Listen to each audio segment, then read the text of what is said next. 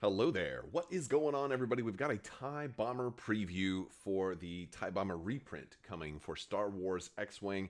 And while it may seem a little weird to talk a little bit about a reprint, not everything in this expansion is reprinted because we've got some new standardized loadouts that are going to give a new way to fly your TIE Bombers for Star Wars X-Wing, the miniatures game. I have behind me the new Atomic Mass Games website. If you haven't already seen it, you can head over to atomicmassgames.com and check out the new options. Look at these fancy Star Wars drop-down menus and stuff like that.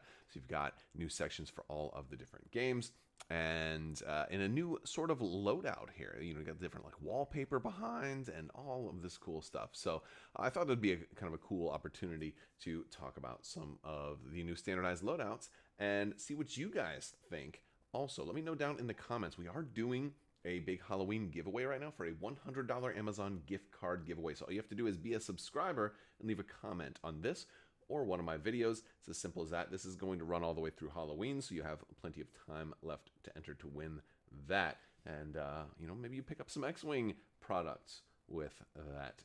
So very cool opportunities there.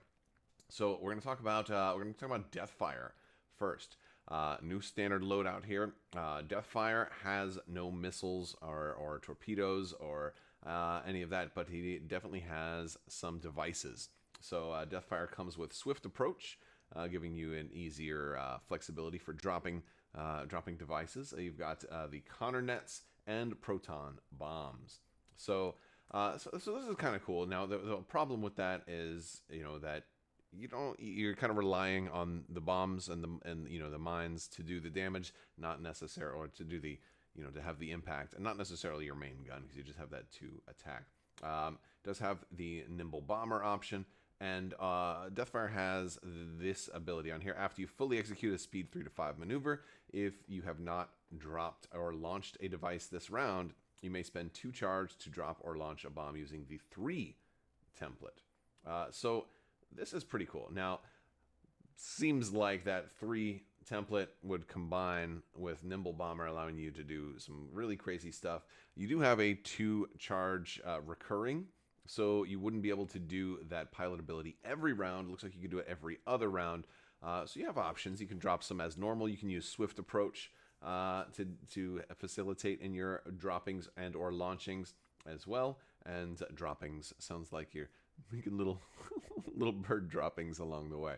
But I think it's kind of a fun way to to run bombers, to actually bomb. I've always enjoyed the whole bombing aspect, because there's definitely a little bit of when you're playing and your opponent knows that you've got bombs, and if you're trying to position yourself to drop them, you're kind of broadcasting what you're going to be doing, broadcasting your intentions just a little bit. But Deathfire makes it a little trickier to for your opponent to read those broadcasts, because of the fact that you can use a 3 here. Now, the problem is the weak side of that is, up until that point, all he's got is a 2 primary attack, which isn't super great. But we'll have to see what the cost is for Deathfire, because if he's cheap enough, then that could be actually great. So pretty cool stuff. We also have Major Rhymer coming up with some advanced proton torpedoes, which is always packs a punch. The automated loaders and the afterburners. I love afterburners, right? So Major Rhymer also has Nimble Bomber, allows to do all of the bombers. While you perform a torpedo attack, if the defender is in your bullseye arc, change 1 eyeball to a critical. And so you're gonna basically get 2 criticals with this, and you gotta be close. You want to get all those extra crits in there. So he's trying to really maximize on he's a one trick sort of guy here. He is just trying to get those advanced proton torpedoes lined up. You want to get in the bullseye arc here. You really do. Then you don't have to focus. This allows you to kind of, I guess, use your action for reposition. Obviously, you're probably going to start off with a target lock, and then subsequent turns, if you don't get it there, subsequent turns to reposition. And, you're less likely to really need to focus if you've got at least one free eyeball going to a crit, which is really cool. So I like that. Not super crazy about it, but I like it. We do have Captain Jonas here, who has top cover. After a friendly ship, it range 0 to 1 defends. If you have not dropped or launched a device this round, you may launch a device using the 3 template, either straight or bank. You ignore the effects of friendly devices. So just a really cool ability there. We've got the barrage rockets and proton bombs. So you're kind of getting a little bit of missile and a little bit of bombage. And I like the proton bombs are pretty good. I think they're just overall the best bomb. And then after you drop or launch a device, gain an evade token, which is kind of cool. You're probably not going to want to focus for defense or anything like that. So I think evade token is pretty decent on this guy, especially with 6 hull. I mean, they can survive a little bit. Only 2 agility, no shields. So you definitely you can make use of that, which is kind of cool. All right, so we've also got Tomax Bren as our last, I believe, our last preview from this one. Yeah. So Tomax Bren is the Scimitar veteran version we're getting here. Also has 2 recurring charge. So after you perform a barrel roll action, you may spend 2 charge if you do gain a focus token, which is awesome. Always like things that give you focus. Focus is the best action in the game, and so I always like things to, if you can get a free focus, that's awesome. So every other turn. So he's also got True Grit, and helps you remove stuff. You've got the plasma torpedoes, which are great for like the opening rounds and getting those high shielded targets down. And then he has got ion bombs. So I like the bombers that have both a bomb and a torpedo on here. It gives you a lot of versatility, especially if you're going to have the big shot, maybe the big plasma torpedo shot kind of lined up, and hopefully you've got maybe double modification if you got a target lock, and then you barrel roll to get the free focus. You've got all the mods, but then for the off turns, maybe you can bomb, to do that. So I think that's pretty cool. Seems nice. I think Tomax, and also Tomax is initiative 5 here, so pretty cool stuff. That is going to do it for the previews. And I also think that this is kind of cool that in the wake of Mini Stravaganza, which starts tomorrow, we're not getting any X-Wing or Armada news, and it's pretty much Marvel Crisis Protocol, Shatterpoint, and Star Wars Legion as the focus for Mini Stravaganza. But that doesn't mean that the other games are being completely ignored. They're just not the focus for Mini Stravaganza. So I think that that's a pretty cool thing to have, previews having coming out this week, and it's overall a pretty good thing. Now, I want to know what you guys think of the standardized loadouts. Is that something that you think is really cool, or is it something that you don't think is cool? Let me know down in the comments. Also, I want to take this time to thank our sponsor today, Luxury Playstyle.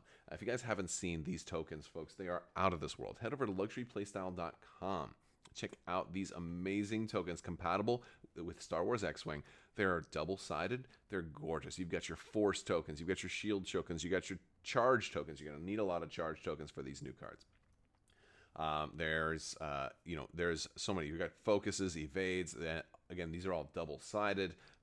Calculates, a lot of awesome tokens. A lot of different condition tokens as well. If you use code Crabbok VIP, you're going to save 15%.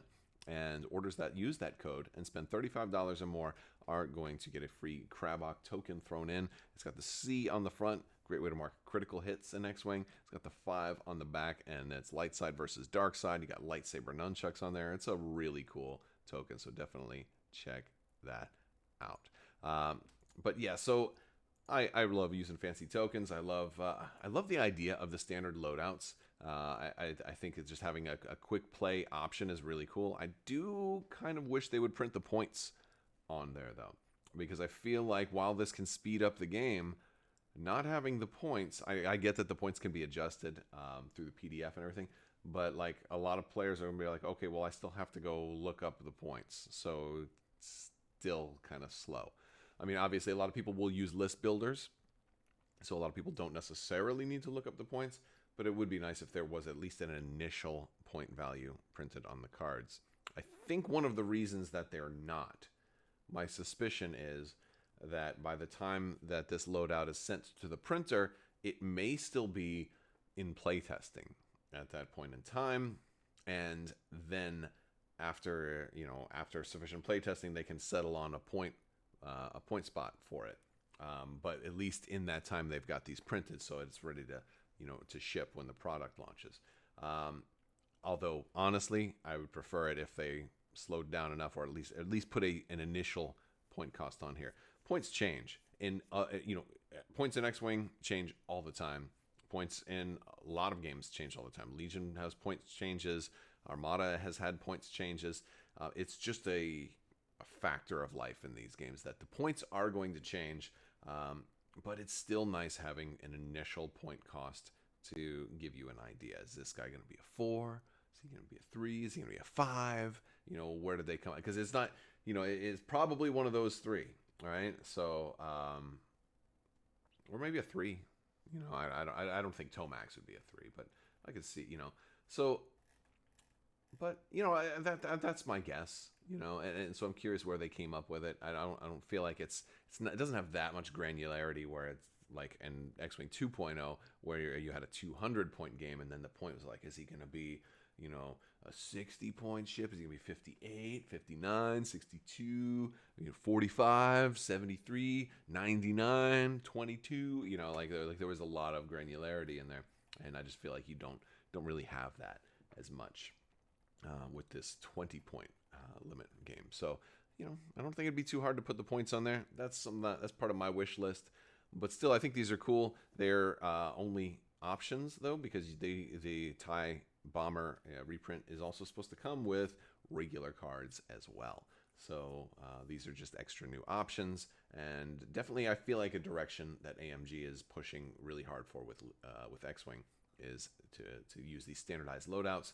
I'm also curious if we're going to see standard loadouts, things like this, show up for other games that they have taken over from FFG. Do you think we're going to ever see standard loadouts in other games like Armada or in Legion? Do you think that that's going to happen? Let me know what you think down in the comments section. Also, you can join our Discord. We got a great family-friendly Discord that we talk about all of these games, and I'd love to have you guys join. Links are going to be in the video description below. That is going to do it for today, folks. I want to thank you guys so much. Big thanks to my patrons. You guys are amazing and help make this channel possible. I will talk to you later. May the Force be with you. Live long and prosper. Be excellent to each other, and always wash your socks.